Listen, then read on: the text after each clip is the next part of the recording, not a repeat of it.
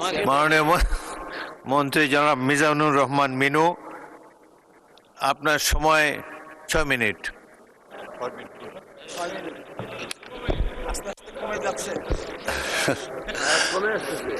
মাননীয় স্পিকার, আমরা সমগ্র জাতি আপনাকে শ্রদ্ধা করি। আমাদের নেতা মহান স্বাধীনতার ঘোষক শহীদ জিয়ার পরে একজন রণাঙ্গনের যোদ্ধা হিসেবে জাতি আপনাকে এই সর্বোচ্চ সম্মানে আসনে আসীন দেখে অত্যন্ত গর্ববোধ করি। বিসমিল্লাহির রহমানির রহিম। মাননীয় স্পিকার, আপনাকে ধন্যবাদ। আমি মহান মুক্তিযুদ্ধের লাখো শহীদ বীর মুক্তিযোদ্ধাদের শ্রদ্ধার সাথে স্মরণ করছি, যাদের আত্মত্যাগের বিনিময়ে আজকের এই স্বাধীন সার্বভৌম বাংলাদেশ।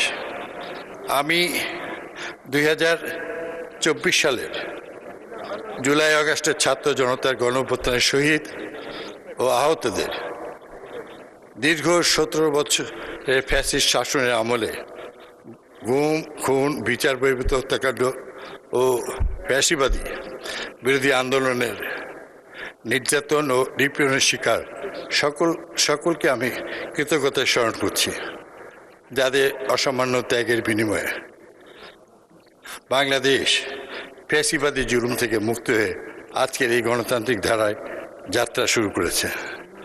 আমি কৃতজ্ঞতা জানাই মাননীয় স্পিকার, আমাদের প্রিয় রাজশাহী সবুজ, পরিচ্ছন্ন, সুন্দর, শান্তিপূর্ণ মহানগরী, বরেন্দ্র সভ্যতার প্রাণকেন্দ্র, হযরত শাহ মখদুমের উপর সমালতের পবিত্র মাটি, আমাদের মহান 69-এর গণ অভ্যুত্থানের মহান নেতা প্রফেসর ডক্টর জোহা, আমাদের বীর শ্রেষ্ঠ ক্যাপ্টেন শহীদ জাহাঙ্গীরের পবিত্র মাটি, রাজশাহীর হয়ে রাজশাহীবাসী যারা আমাকে আজ এই মহান সংসদে প্রতিনিধিত্ব করার সুযোগ দিয়েছে তাদের। রাজশাহী শুধু বাংলাদেশ নয়, এই উপমহাদেশের শিক্ষা, সংস্কৃতি, সাহিত্য এবং সব কিছুতেই রাজশাহী সর্বোচ্চ। রাজশাহীর সন্তানেরা সারা বিশ্বে আজকে তাদের সুমহান উচ্চ আসনে অধিষ্ঠিত। আমি গর্ববোধ করি সেই রাজশাহী এবং আপনাদের এই সন্তান হিসেবে। মাননীয় স্পিকার, মহান আমাদের প্রিয় স্বাধীনতার ঘোষক শহীদ জিয়াউর রহমান, আপনার মনে আছে বাংলাদেশের আকাশ বাতাস যেদিন, বাংলাদেশের বাতাসে যেদিন বিষাক্ত বারুদের ধোঁয়া আচ্ছন্ন ছিল, জাতি দিশাহারা ছিল, সেই দিন আমাদের সামনে একটি ভাষণ ভেসে এসেছিল। আমি মেজর জিয়া বলছি, বাংলা মায়ের সন্তানেরা হাতিয়ার তুলে নাও, পাকিস্তানি হানাদার বাহিনীর বিরুদ্ধে লড়াই করো, বাংলাদেশের স্বাধীনতা অর্জন করো। সেই আহ্বানে বাংলাদেশের স্বাধীনতা সংগ্রামকে ত্বরান্বিত করেছিল।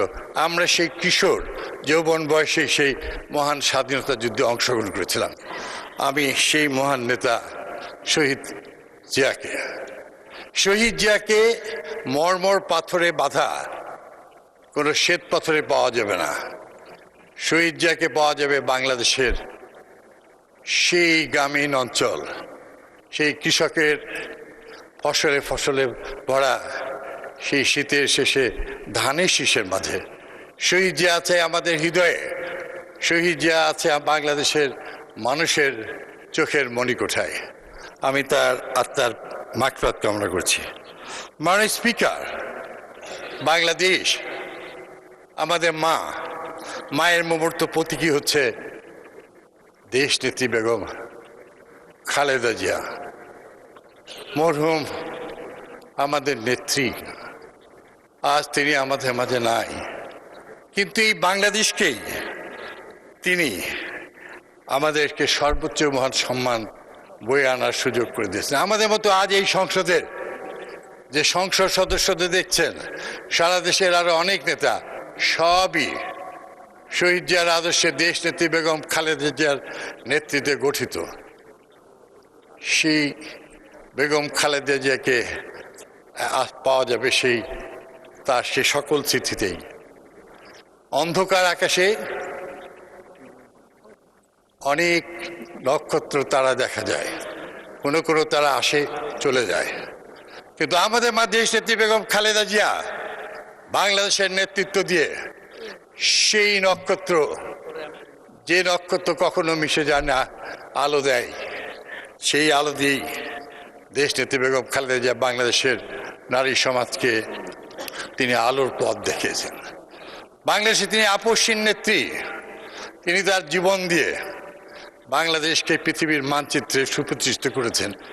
আজ দেশ নেত্রী বেগম খালেদা জিয়া সারা বিশ্বের নিপীড়িত জনসাধারণের নেত্রী, সারা বিশ্বের নেত্রী, আমাদের গর্ব এবং অহংকার। মাননীয় স্পিকার, দয়া করে একটু সময় বাড়াই দেন। আমাদের প্রিয় নেতা,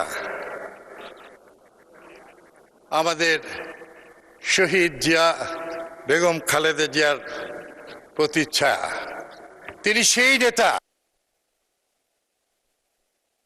মাননীয় মন্ত্রী, আপনি 2 মিনিটে কনক্লুড করেন। শিওর।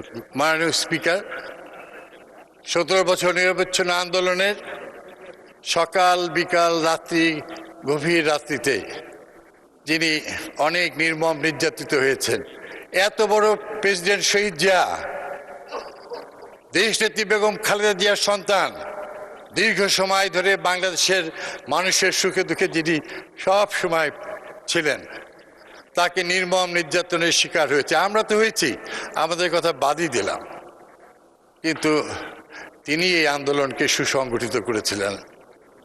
তিনি সব সময় সর্বস্তরের নেতা কর্মী তাদেরকে, আমার স্নেহের ছোটরা আছেন নিউ জেএনজি, আমরা তাদের উপরে অনেক কিছুই, আমাদের সঙ্গেও আছেন, তারাই ভবিষ্যতে জাতির নেতৃত্ব দেবে।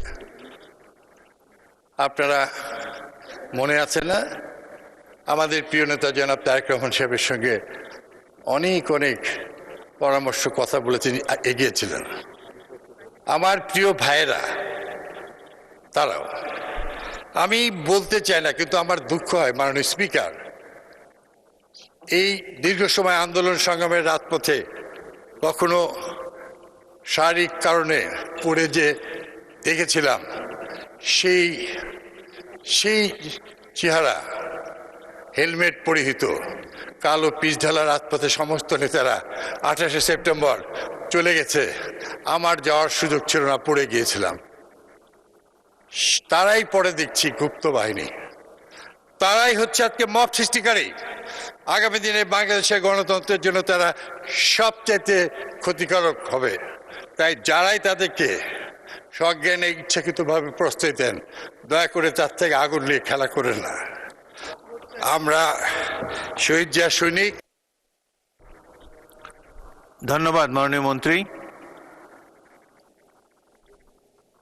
আচ্ছা, 1 মিনিটে শেষ করেন। আসলে আমি তো, হ্যাঁ, আমার ভাইরা অনেক অল্প সময় বলেছে। আমাদের নেতা জনাব তারেক রহমান, প্রধানমন্ত্রী, সংসদ নেতা, এটা আমাদের অ্যাসেট, সবাইকে স্বীকার করতে হবে। সারা বিশ্ব, আজকে বিশ্বের বড় বড় পত্রিকাগুলি স্বীকার করেছে, the new leadership Bangladesh and the world and the prime minister of Bangladesh জনাব তারেক রহমান। আমি তো 68 দিনে, স্যার, একদিনও আমি প্রথমে সংসদে আসতে পারি নাই, মন্ত্রণালয়েও যেতে পারি না। সবার আগে আসেন আমাদের মাননীয় প্রাইম মিনিস্টার। সময়ের জ্ঞানের সঙ্গে সঙ্গে দিয়ে তিনি চলেন শহীদ জিয়ার প্রতিচ্ছয়ে ম্যাডামের হয়ে।